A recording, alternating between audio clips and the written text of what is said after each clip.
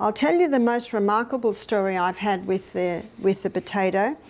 When I lived in the rainforest, there was a guy who lived on our property at the end of our paddock, you call it a field, in a caravan. He was a real hippie, and he was sickling the grass. You know what a sickle is? With bare feet. So what's going to happen next? The sickle went into the back of his ankle.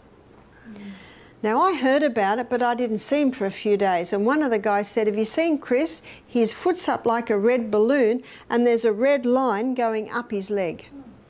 And he's lying in bed smoking marijuana, waiting for nature to heal. The body will heal if you give it the right conditions. And one of the problems with the marijuana, it was dulling the pain, but the pain was telling him to do something. So I said, we'll bring him up. So they brought him up, and the first thing I do, and Vanessa will show you this tomorrow night, I got 2 buckets of water, one hot, one ice cold. And I put his foot straight into the hot water. Now I had his foot in my hand, and I was just watching his face. If it was too hot, I put a bit of cold in, because that first one can be, hard to take. 3 minutes. See, after 3 minutes, the blood slows down. So then you put it into the ice cold and everything moves up again, as Vanessa will explain to you. While it's in the cold, I put a little bit more hot water in the hot. And then so 30 seconds in the cold, after 30 seconds, things are slowing down, so you bring it back into the hot. So I did that 3 times, 3 hots and 3 colds. His pain had reduced by 50%. See, what that does is it brings fresh blood into the area, which drives old blood out, which gets the inflammation down somewhat. And then I made a very big grated potato poultice. You see, he had a wound that had healed on the outside, and it had not healed on the inside.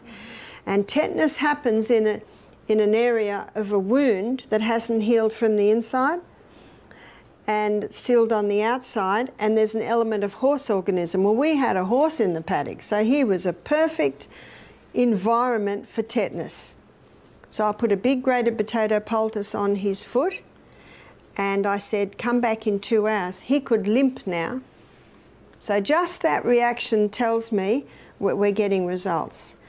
When he came back after 2 hours, I took this off and the wound was oozing, and the red line had gone down about 4 inches. Now, if he was still in pain and the red line hadn't gone down, we would take him straight to hospital. If in doubt, but we're an hour from hospital, so we could see results. And he did not want to go to hospital. So if he didn't want to go to hospital and we could see he was dying, we'd take him. Of course you do. So I did hot and colds again, and I did another grated potato, and I said, come back again at 6 o'clock, another few hours.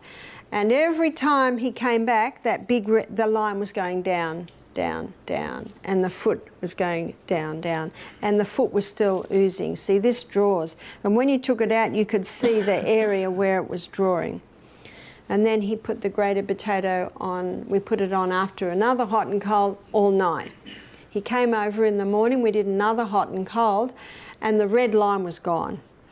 And the foot was just about back to normal. Looked like a dried prune, but you don't care about that, you just want that to go down. He said, what'll I do now? And I said, you might be right now.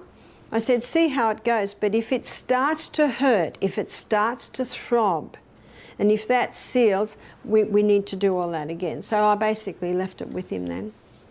But it healed. You can imagine that could have been a very serious situation.